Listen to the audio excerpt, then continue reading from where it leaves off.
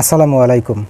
আমি আজকে আপনাকে শেখাতে চাইতেছি আপনার ফেসবুক আইডি অথবা পেজে যদি কোনো ধরনের কোনো মনিটাইজেশন পলিসি ইস্যু থেকে থাকে, অর্থাৎ মনিটাইজেশন পলিসি ইস্যু কেন আসে আমি আপনাকে এই জিনিসটা ক্লিয়ার করে বুঝাই।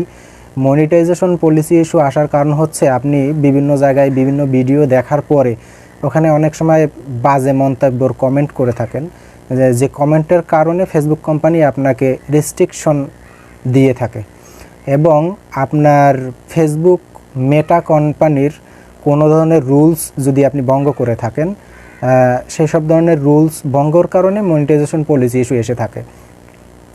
তৃতীয়ত, আপনার ভিডিওর মধ্যে কোনো ধরনের কোনো ভায়োলেন্স যদি থেকে থাকে, কোনো ভিডিও যদি থেকে থাকে, অর্থাৎ রক্তাক্ত অবস্থায় অথবা কেউ মরে পড়ে আছে সেই ভিডিও, অথবা মানে এরকম ধরনের কোনো ভিডিও, রক্তাক্ত ভিডিও, এরকম ধরনের কোনো ভিডিও যদি আপনার আইডিতে অথবা পেজে থেকে থাকে, সেক্ষেত্রে আপনার আইডিতে রেস্ট্রিকশন আসতে পারে।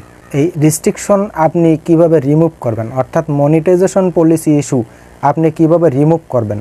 মনিটাইজেশন পলিসি ইস্যু যদি আপনার আইডিতে অথবা পেজে থেকে থাকে, সেক্ষেত্রে আপনি ওই আইডি দিয়া কখনোই ইনকাম করতে পারবেন না। তো আমি আপনাকে আজকে শেখাতে চাচ্ছি আপনার আইডিতে, অর্থাৎ ফেসবুক আইডিতে যদি কোনো ধরনের রেস্ট্রিকশন থেকে থাকে অথবা মনিটাইজেশন পলিসি ইস্যু থেকে থাকে, সেটাকে আপনি কিভাবে রিমুভ করবেন। তো রিমুভ করার জন্য যা যা করণীয় এবং যা যা প্রয়োজনীয় আমি অবশ্য দিয়ে দিব কমেন্ট বক্সে। আপনি ওখান থেকে দেখে আমি যেভাবে দেখাবো ঠিক এইভাবে যদি আপনি করেন, আশা করি কিছুদিনের মধ্যে আপনার রেস্ট্রিকশন তুলে নিয়ে ফেলবে অথবা মনিটাইজেশন পলিসি ইস্যু তুলে ফেলবে ওরা। আরেকটা কথা বলতে চাই, সেটা হচ্ছে আমি আজকে আপনাদেরকে এতটা সহজে মনিটাইজেশন পলিসি ইস্যু রিমুভ করা শেখাবো, আপনাকে এরকম কেউ শেখাবে না। তো যদি আপনার প্রয়োজনীয় হয় তাহলে অবশ্যই ভিডিওটা মনোযোগ সহকারে দেখবেন, আশা করি আপনার প্রবলেম সলভড হবে। তো আমি আর কথা না বাড়িয়ে চলুন এবার মনিটাইজেশন পলিসি ইস্যু কীভাবে রিমুভ করবেন সেই মূল কাজে এবার চলে যাই। তো দর্শক, আপনার ফেসবুক আইডির রিপোর্ট রিমুভ করার জন্য যা করতে হবে, তা ফেসবুক কোম্পানির কাছে আপনাকে রিকোয়েস্ট করতে হবে। তো রিকোয়েস্টের জন্য যা যা লিখতে হবে ওগুলো আমি অলরেডি লিখে আমি কমেন্ট বক্সে দিয়ে রাখছি, ওখান থেকে কপি করে জাস্ট আপনি আপনার যেখানে আমি যেভাবে দেখাবো ওইভাবে পোস্ট করে সেন্ড করে দিবেন, ব্যাস। তারপরে আপনি কি করবেন, আপনার ফেসবুক আইডিতে প্রবেশ করবেন। ফেসবুক আইডিতে প্রবেশ করার পরে এই যে ওয়ার্নিং, এখানে একটা স্ক্রিনশট দিবেন। তারপরে এই যে ওয়ার্নিং, এখানে একটা স্ক্রিনশট, দুই জায়গার থেকে দুইটা স্ক্রিনশট নিয়ে আপনি স্ক্রিনশটগুলো আগে করে রাখবেন। স্ক্রিনশটগুলো আগে করে তারপরে আপনাকে আইডিতে প্রবেশ করতে হবে।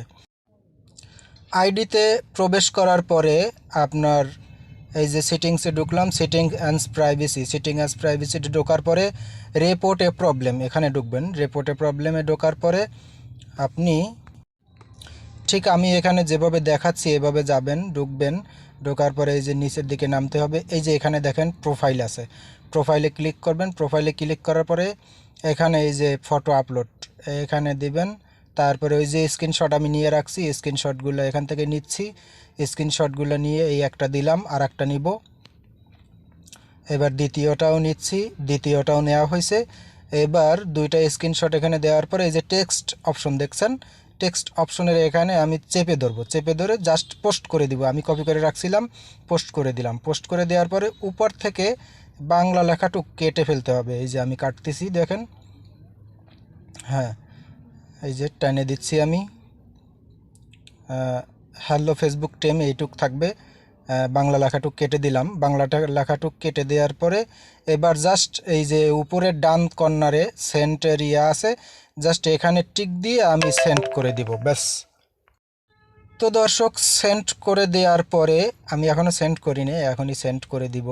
তো সেন্ড করে দেওয়ার পরে আপনার এই যে সেন্ড করে দিলাম, আপনার এই রিকোয়েস্টটা ফেসবুক টিমের কাছে চলে যাবে, অর্থাৎ ফেসবুক কোম্পানির কাছে চলে যাবে। ফেসবুক কোম্পানির কাছে চলে যাওয়ার পরে ওনরা এটা অবজার্ভ করবে, অর্থাৎ ওরা এটা পরিদর্শন করবে আপনার আইডিটাকে। যখন রিকোয়েস্টের পাবে এসএমএসটা, তখন ওরা এইটা বিভিন্ন ধরনের চেক আপ করবে। চেক আপ করার পরে দেখা গেছে 12 ঘন্টা, 24 ঘন্টা বা 48 ঘন্টা, 72 ঘন্টা, অথবা হয়তো 10-15 দিনও লাগতে পারে।